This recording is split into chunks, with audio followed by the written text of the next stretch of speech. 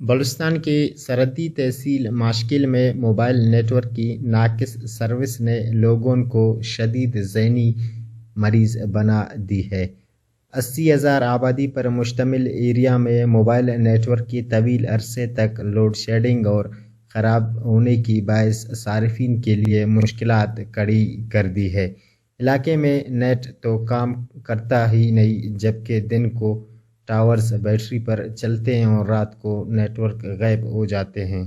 Net work کی عدم دستیابی کے باعث صارفین کے مہنگے پیکیجز ضائع ہو رہے ہیں۔ نیٹ ورک کی خرابی سے سرحدی تحصیل کے کاروباری حضرات، سرکاری ملازمین اور طلباء کو شدید مشکلات کا سامنا ہے۔